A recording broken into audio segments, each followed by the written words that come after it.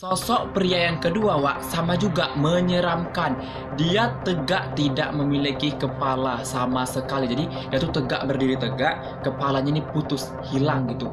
Dia mengenakan celana berwarna hitam dan Oke, Wak, Assalamualaikum warahmatullahi wabarakatuh. Terima kasih sudah klik video ini. Jadi, Wak, di video kali ini Akbar akan menyampaikan kisah horor mengenai tempat-tempat angker yang ada di Indonesia.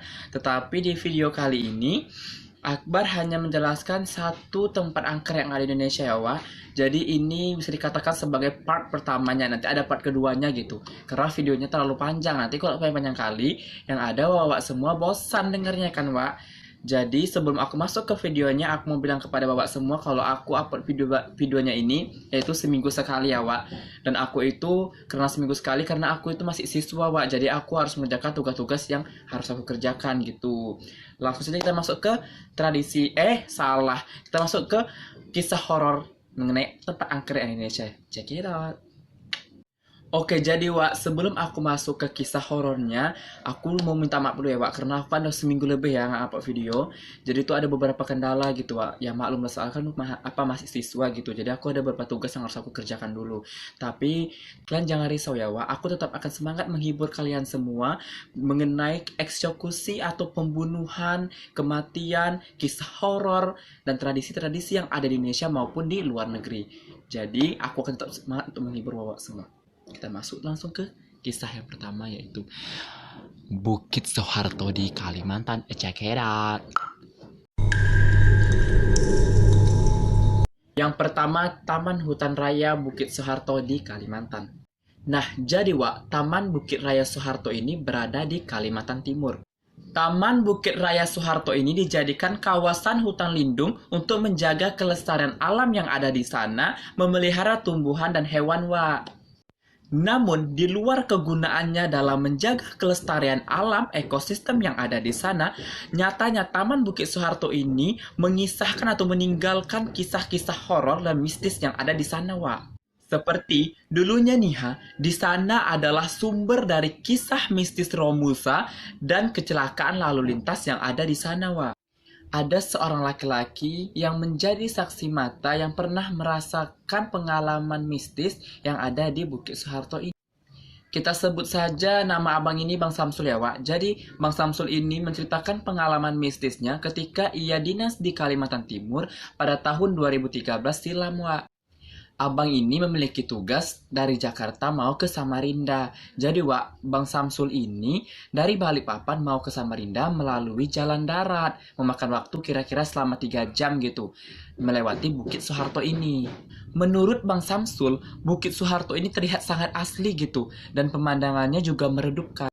Tapi, di tengah perjalanan melewati kawasan Bukit Soeharto ini, Bang Samsul ini merasakan suasana yang agak aneh gitu, Wak, yang nggak biasa. Tiba-tiba perasaan ketakutan dan panik seakan tempat ini menyisakan kisah seram dan horor di masa lalunya. Sampailah dia di Samarinda, Wak, pada saat rasa ganjilnya ini menjadi kenyataan. Dimana ketika ia sampai di hotel dan masuk ke kamar, dia melihat keadaan kamarnya ini terdapat twin bed atau 2 tempat tidur. Padahal dia sendiri. Udah nggak nyaman deh kan, Wak. Akhirnya dia memutuskan untuk mendatang ke resepsionis, memohon pihak hotel untuk menggantikan kamar tersebut dengan kamar yang lain. Tapi sayangnya, Wak, kamar yang lain tidak ada. Sudah full, sudah penuh. Hanya tersisa kamar tersebut. Katanya gitu. Ya udahlah, daripada aku nggak istirahat, aku udah capek. Aja Bang Samsunnya kan, Wak. Baliklah dia ke kamarnya. Dahlah nih kan, dia masuk ke kamarnya, beres-beres, kemudian dia mandi. Ini masih siang nih, Wak. Tiba-tiba di saat dia mandi, dia mendengar suara minta tolong. Tolong antarkan kami pulang, katanya, Wak. Nah, Bang Samsul masih positif thinking nih, Wak. Dia nggak mau ambil pusing. Oh, mungkin ini suara dari kamar sebelah gitu ya kan, Wak. Dia lanjutlah nih mandi, beres-beres. Setelah selesai mandi, keluar dia dari kamarnya, Wak. Dan melihat-lihat lingkungan baru lah gitu yang belum pernah dia kunjungi. Jalan-jalan lah Denny kan, Wak, melihat lingkungan-lingkungan baru. Sampailah malam hari tiba, tepatnya pukul 10 WITA waktu Indonesia Tengah. Bang Samsul ini kembali pulang ke hotelnya. Masuklah Denny kan, Wak, ke kamar, kemudian dia lanjut mandi, ya kan? Karena dia capek tuh jalan-jalan, mandilah dia. Tapi, Wak, di tengah Bang Samsul ini mandi, dia kembali mendengar suara yang dia dengar tadi siang tuh. Suara orang minta tolong. Tolong antarkan kami pulang, katanya Wak. Tetapi kali ini suaranya terdengar lebih jelas dibandingkan suara yang tadi siang tuh Wak. Dari situ Bang Samsul makin curiga dia Wak. Oh, ini kayaknya bukan dari kamar sebelah suara ini dari kamar sini nih, katanya gituan. Udah nggak beres nih. Dia coba baca doa, dia keluar dari kamar mandinya Wak, duduklah dia di atas kasurnya itu kan Wak. Dia coba tidur sampai jam 12 malam nggak bisa tidur deh Wak. Kemudian dia coba menyalakan TV supaya dia tuh relax dan nggak terpikiran ke situ lagi ya kan Wak. Akhirnya Wak dia pun tertidur. Tetapi tidur ini Wak lelap gitu Wak. Sampai akhirnya Wak, di dalam tidur itu Bang Samsul ini bermimpi didatangi dua sosok pria yang berlumuran darah Wak. Satu di antaranya berpostur badan besar dengan leher hampir terputus. Dalam mimpinya itu Bang Samsul ini memperkirakan umur si abang ini berkisaran antara 40 tahunan gitulah Wak. Dan memakai pakaian berwarna biru cerah. Itu sosok yang pertama. Sosok yang kedua, sosok pria yang kedua Wak, sama juga menyeramkan. Dia tegak tidak memiliki kepala sama sekali. Jadi dia tuh tegak, berdiri tegak, kepalanya ini putus, hilang gitu. Dia mengenakan celana berwarna hitam dan memakai kaos berwarna abu-abu. Sama juga Wak, bercucuran darah juga. Terus nih kedua pria yang ada di mimpinya itu selain menyeramkan, mereka juga mengatakan, tolong antarkan kami pulang, katanya Wak. Begitu dengar suara tersebut si Samsul ini terbangun dia Wak. Dia bernapas tersengah-sengah Wak. Aduh, mimpi apa aku nih, katanya, kok sama kayak tadi siang nih, kata gitu kan. Kemudian si Samsul ini membuka matanya, dia dalam posisi meringkuk menghadap ke tembok. Kemudian si Samsul ini sadar kalau dia ini membelakangi kasur yang satu lagi. Jadi itu menghadap ke tembok gitu. Kemudian dia melirik ke arah kaca. Dan disinilah Wak, alang-alang terkejutnya dia melihat dua sosok pria yang dimimpinya tadi tuh sedang duduk di kasur yang ada di belakangnya Wak. Aduh, terkejut dia Wak. Aku pun sama terkejut juga.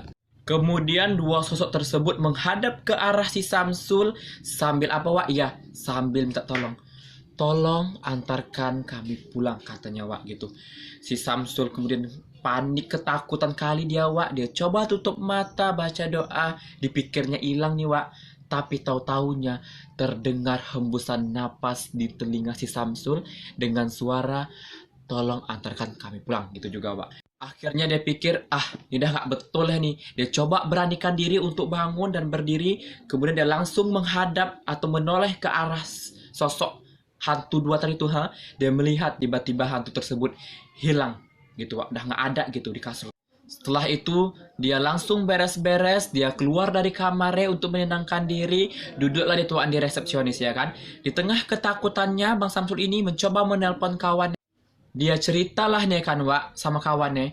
Oh Wak, katanya gitu. Tadi aku gini, kata si Samsul sama kawannya.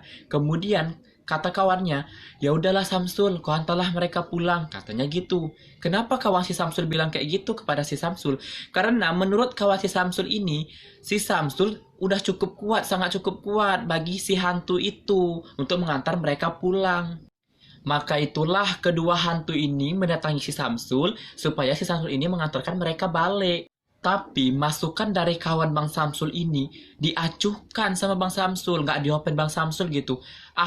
Malas aku, kata Bang Samsul gitu. Akhirnya telepon pun diakhiri oleh Bang Samsul. Dia pun udah agak tenang, dia balik ke kamarnya, dia coba tidur kembali.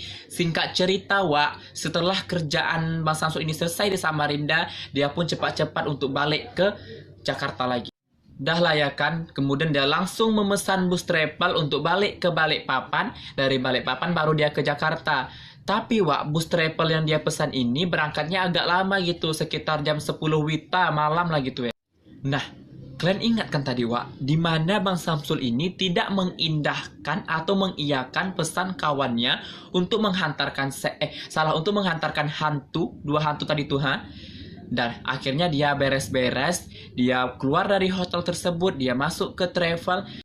Dan travel yang akan membawa mereka ke Balikpapan ini kebetulan pula hanya terisi 2 penumpang. Jadi travel yang dipesan Bang Samsul ini hanya terisi 2 penumpang gitu. Sama si Samsul jadi 3 lah.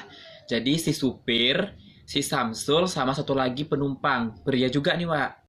Dah lah ya kan, Wak. Berangkatlah mereka ini ke Balikpapan jam 10 malam Wita.